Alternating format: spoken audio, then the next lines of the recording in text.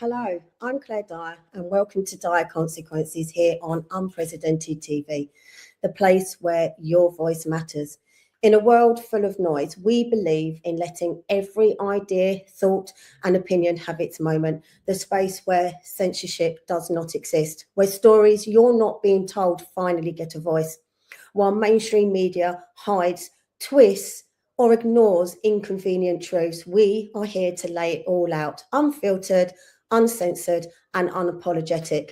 We will try to deliver you the truth the best we can. So please do like and subscribe, and more importantly, do follow us. Today's show is going to be a little different in structure.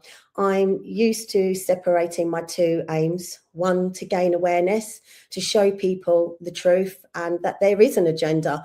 But most importantly, we are here in a spiritual and a psychological war between good and evil, one in which I believe the scales are not tipped in our favour of good, and the balance definitely needs to be restored. A war that is, I believe, against humanity. So, let's keep it simple. A group of dark forces working together to slowly erode humanity. Systems that are built to keep basically people distracted, emotionally reactive, and tired. A distracted population doesn't organise, it doesn't reflect, and they don't think logically, and it doesn't act locally. People, they're encouraged to feel angry, moral, and righteous, and instead of behaving morally, and emotion replaces action. I've said this many times before. We get treated more like children and them acting like our parents. And over time, people internalize that role. When everyone is put into groups and boxes, no shared we even exists. So collective responsibility, it just collapses. And everyone wants to belong somewhere. But through so many groups and boxes and labels and identities, everyone ultimately just becomes divided.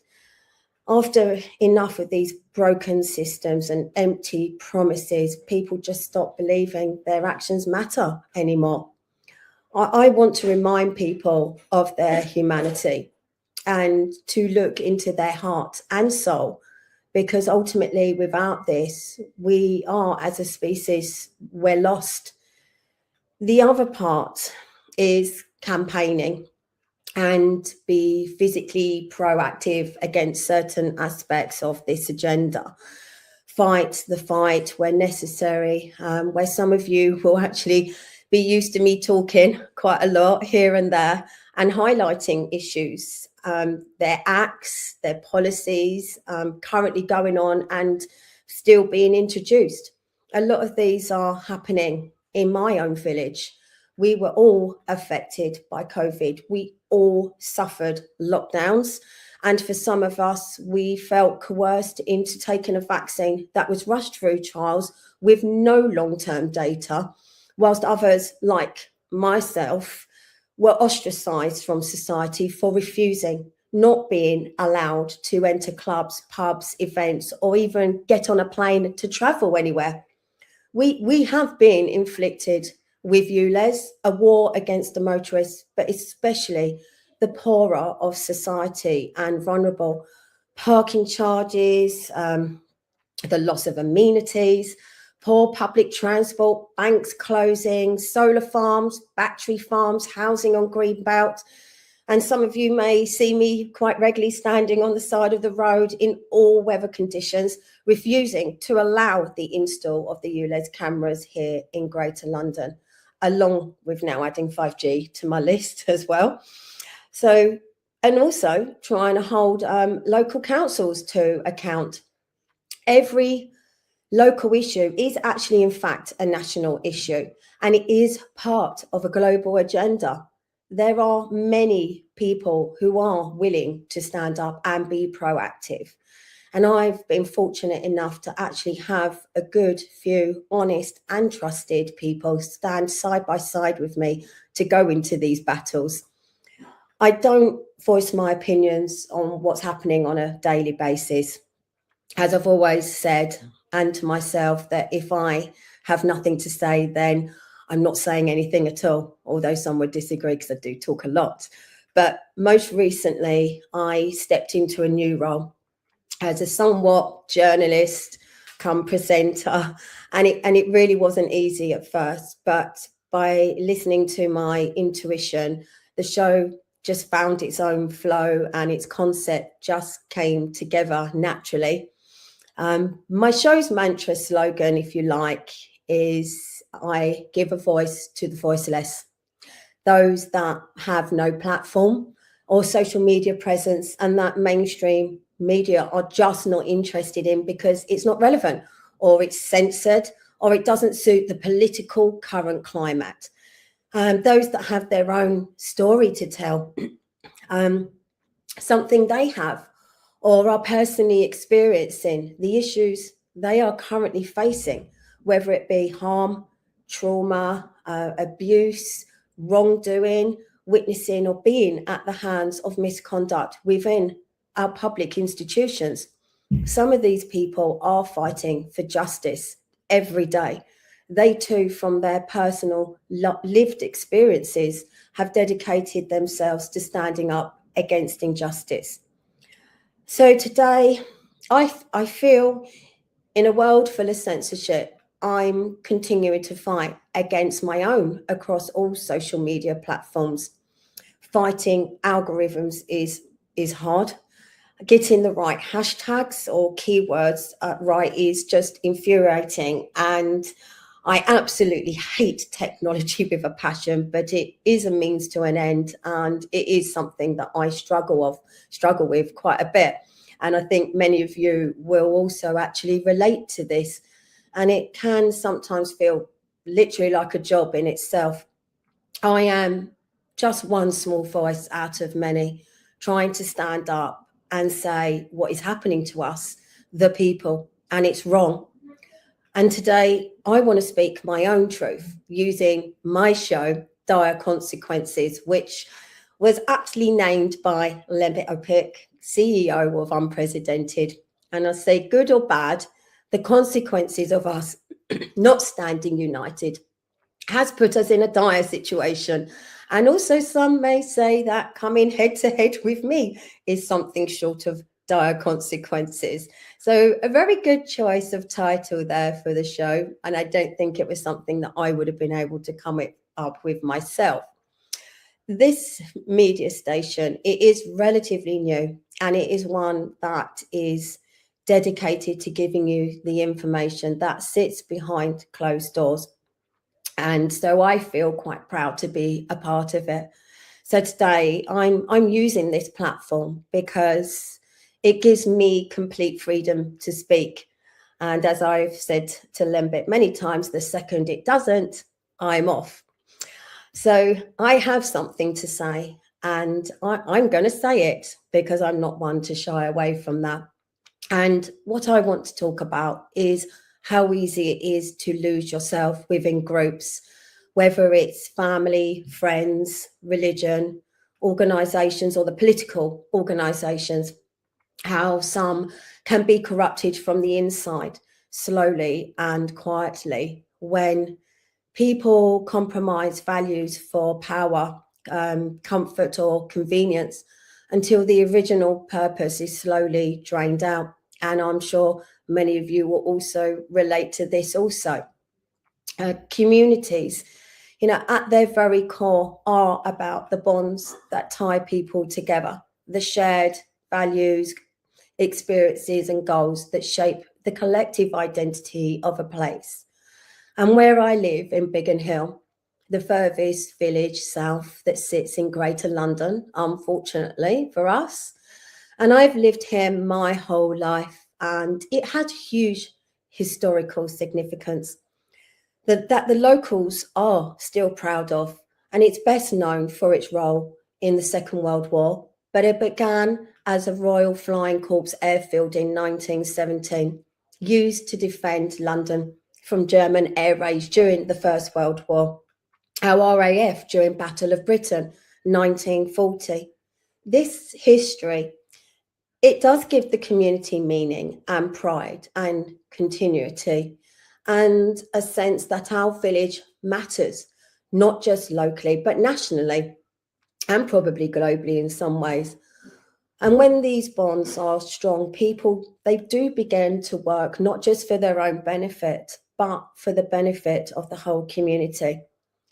Imagine a small town or village where everyone knows each other, where generations of families have lived and worked and raised children, and people are invested in more than just their own lives. They care deeply about the town's village future, its culture, and the legacy. For example, again, where I live, for a lot of people, they feel the village is it's not what it used to be.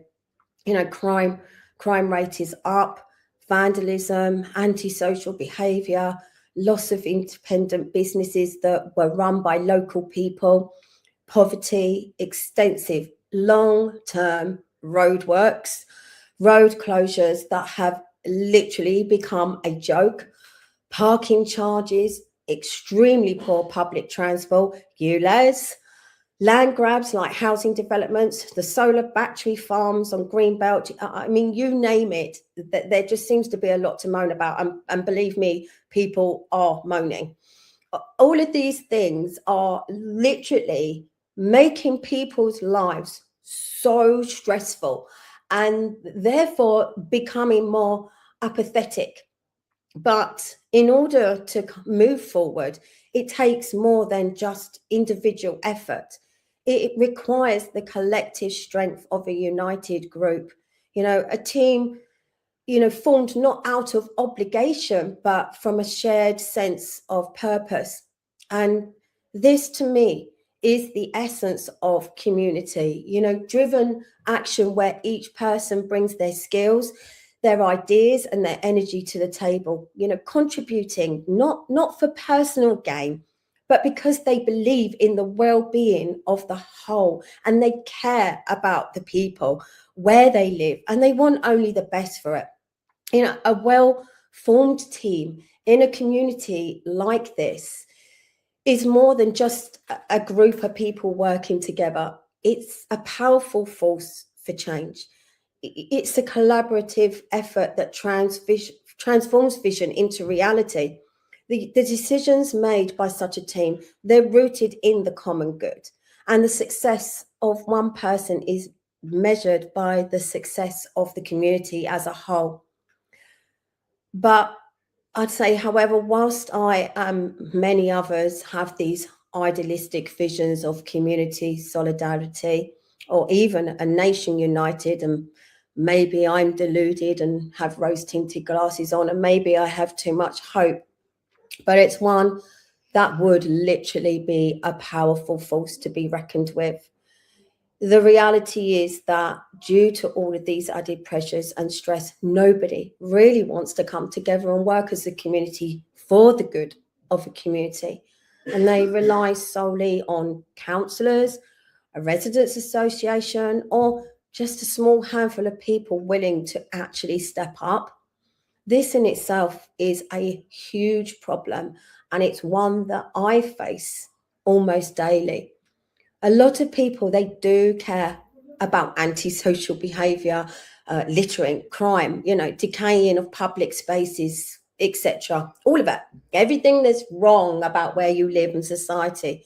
But caring has been redefined as complaining and posting and moaning in WhatsApp chats and on Facebook community pages, or voting once every few years if you still believe in voting, rather than actually day-to-day civic behaviour.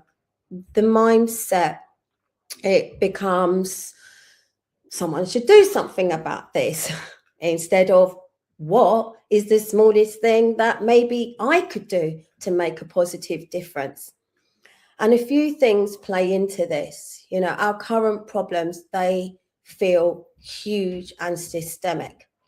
And so individual action feels pointless. And if you can't fix everything, then people do absolutely nothing. We have hero narratives, politics, media, social media, or moment will fix everything. And that encourages spectators and not participants. There is also a high level of mistrust. And I feel that when people feel institutions or neighbours don't pull their weight, they stop trying to, and responsibility becomes a fool's game. Confronting bad behaviour, volunteering your time, or holding standards is uncomfortable and socially risky. So complaining is just far easier and safer. But communities that they don't collapse because of big villains, and they erode because of a few small abdications, not challenging antisocial behaviour politely when it's safe, not showing up to local meetings. And I had this just yesterday. We have a community of probably around about 10,000, and 26 people turned up to our emergency services meeting, not showing basic decency and not caring about shared spaces and not backing the people up that do actually step up. However, we do have organisations and movements seemingly standing up, and this is the part that is the darker side to how some organisations, whether they're political, business, or social, can distort the very spirit of collective effort. Sometimes, as organisations grow in size and complexity and influence, they sometimes shift away from serving the community's needs and begin to serve the needs of the few at the top. Leaders driven by the allure of power and control and money and status, and they may start to prioritize their own interests over those of the people they once actually sought to serve, unbeknown to those around them or the wider community. And this is where I feel that the subtle danger lies.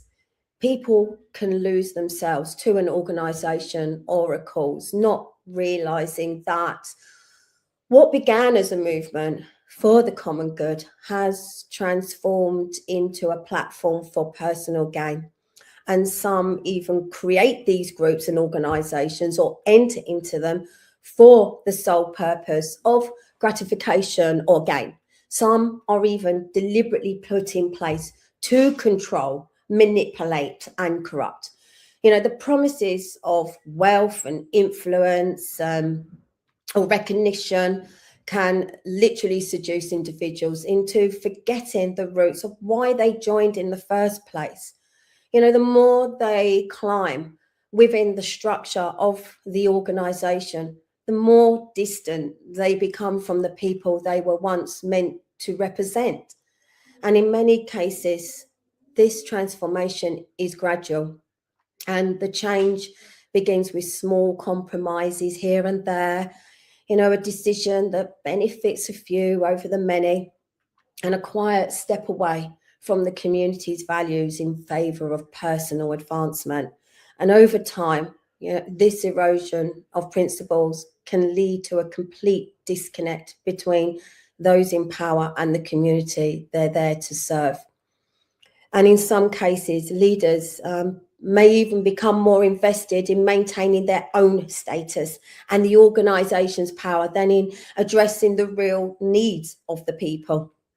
And this is called a dictatorship, when they seek to quiet the mouths of a community by discrediting and controlling the narrative and gaslighting and imitation, I can't even say the word now, and fear, basically, scaremongering.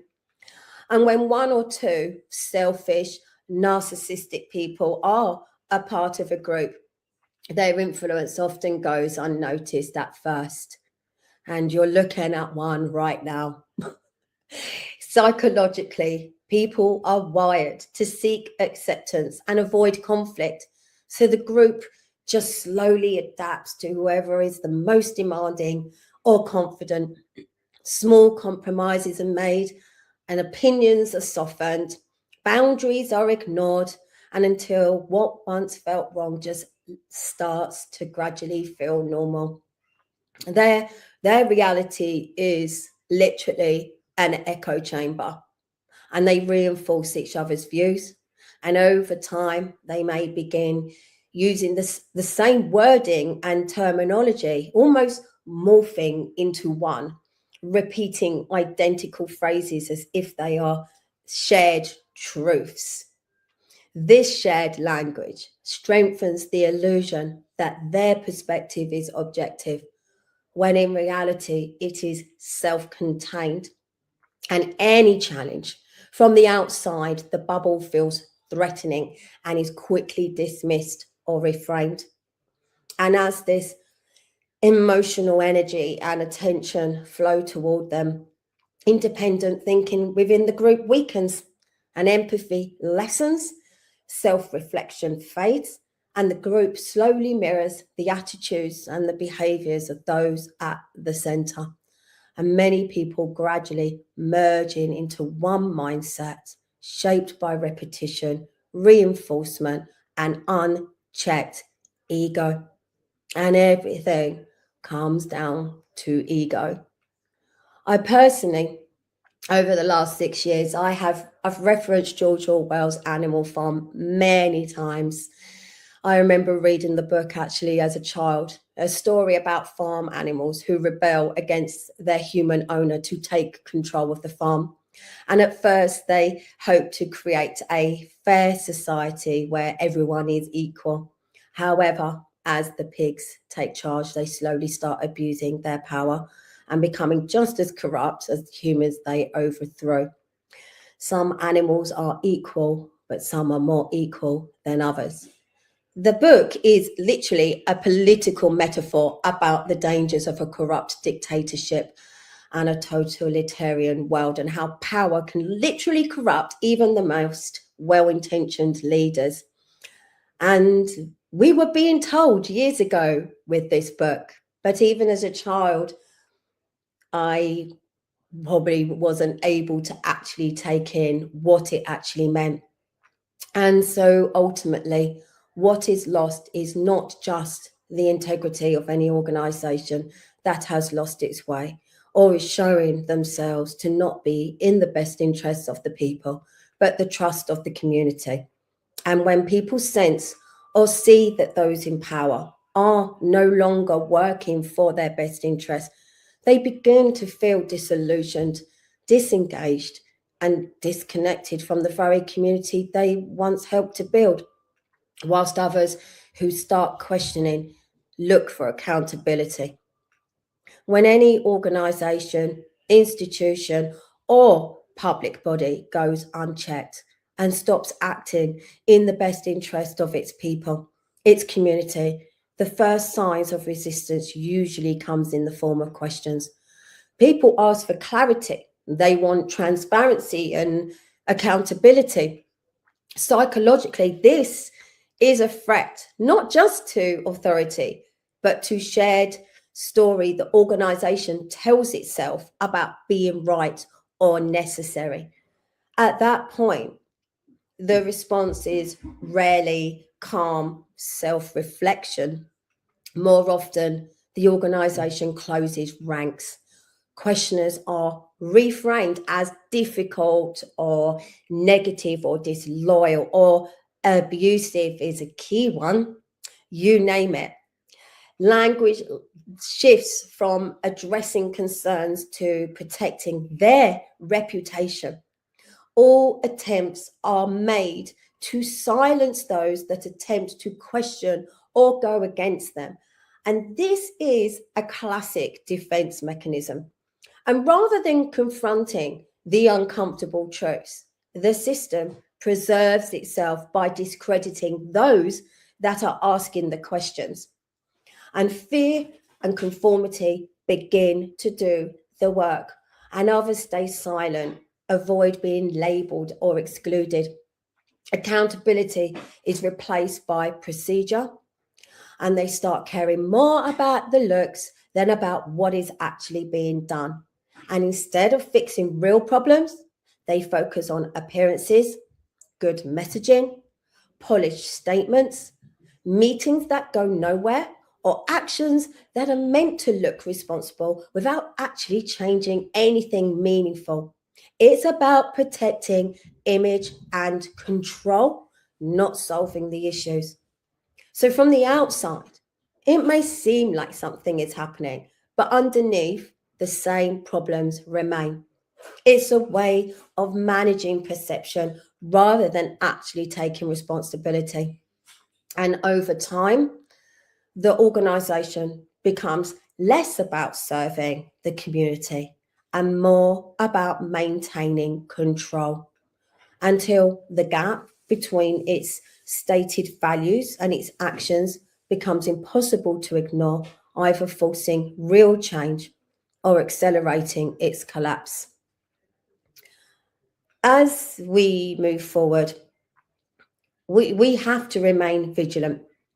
We cannot allow ourselves to get lost in the system, the matrix, the show, the game, to allow ourselves to be seduced by the promises of power or influence that often come with leadership within an organization or a cause.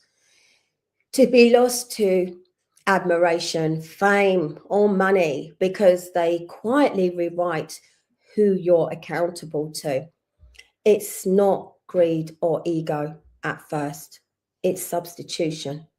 Admiration replaces self trust, fame replaces purpose, money replaces meaning. And because society celebrates all of these things, the loss looks like success from the outside. And to step away would mean disappointing people, losing status, admitting that you drifted. That's why many people and many organizations, institutions, and movements, they double down instead. And it's safer to stay lost than to grieve who you might have actually been. The fight to preserve our values, to stay true to the collective good, requires constant self reflection, the ongoing habit of examining your own thoughts, your actions, and your motives, especially when things feel uncomfortable or when you're challenged. In layman's terms, it means regularly asking yourself, why did I react that way? What part did I play in this? Or could I even be wrong? We must always ask ourselves, why did we start this journey in the first place? And should always remind ourselves of that, of why we started doing what we did in the first place. This is what keeps people grounded in reality. It helps separate ego from truth. And without it, people tend to blame others, justify their behavior, or just keep repeating the same mistakes over and over. With it, growth is possible because self reflection creates awareness and accountability and the ability to change rather than just defend. It's it's easy to forget the roots of a cause and to be blinded by success or progress. But we must remember the key to rebuilding that sense of unity lies in the recognition that true leadership is about service and not self interest. And a real and healthy community and a healthy world and lasting change are not about personal gain, they are about the people, the values, and the shared vision that brings us together. It is not one person's job or goal to change things for the better. It's not down to one person to clear up another's mess. A truly effective team thrives when its members are grounded in shared values and transparency and a commitment to the common good. Power when used correctly, should never be about control. It should be about empowering others and creating a space where the community, in all its diversity and complexity, can thrive. So, as I finish today's show, I want to remind us all that we are the stewards of our own communities. And it is down to each and every one of us, if we all care about the place we live, our homes, our neighbourhoods, our community, and this is our community's logo, and our country, that silence or indifference lets problems grow. Waiting for a saviour, whether it's political, cultural, or moral, lets people avoid the harder truth. No one is coming. No one person is coming to save us. It's just the ordinary people standing up and doing the unglamorous things consistently. The uncomfortable flip side by not doing this is that the community you get is, to a large extent, is one that the people collectively tolerate. Standards don't disappear overnight. They're quietly lowered because enforcing them feels awkward. And change doesn't happen by waiting for somebody else to come and fix things. It happens when people speak up, organize, and work together. When everyone takes even just a small part, asking questions, offering ideas, holding leaders or systems accountable, being proactive, the community, it becomes stronger. Individually, our impact might feel small, and I know that I feel like I'm fighting the small battles in a much bigger war. But collectively, if we all did this, consistent action, it can reshape the environment, the rules, and the culture for the better. And maybe I have too much hope, but that's what I believe. It's about turning concern into action and action into real lasting change. The fight, it's not just for us, but for those who come after us. And I hear so many people say this to me, that they're older now and they won't see this in their lifetime, but it's their children and it's their grandchildren. And it's our children, our grandchildren, and our great grandchildren, for the values we hope to leave behind. We must remain aware of the traps of power and self-interest, and we must never lose sight of what truly matters: the well-being of the collective, the voice of the voiceless, and the shared responsibility we all have in shaping the future. And it's only when we remain humble and self-aware and committed to serving others that a team, I feel, can truly reflect the heart of the community, working not for the benefit of a few, but for the well-being of all. Because once responsibility becomes somebody else's job, decline isn't a mystery of how did this even happen. It's simply just basic maths. So today wasn't about having all the answers, and I really don't have all the answers, other than I just feel that people need to step up and play their part, because we are all in this together. That's how I feel. It's about remembering that none of us are meant to figure things out alone. And humanity moves forward not because we agree on everything, but because we choose to listen, we choose to show up, and to care beyond ourselves. So I'm Claire Dyer, and this has been Dyer Conce's Good or Bad on Unprecedented TV, where independent voices come together and real conversations are never going to be pushed aside. And together, by sharing our voices and working as a community, and I keep saying this, we have to work as communities. We may have a chance at making a real difference. And I truly do believe that, because then what else do we have? So please join us. And you can currently find us on YouTube and X. And please keep standing for truth and for each other. And I will see you again soon.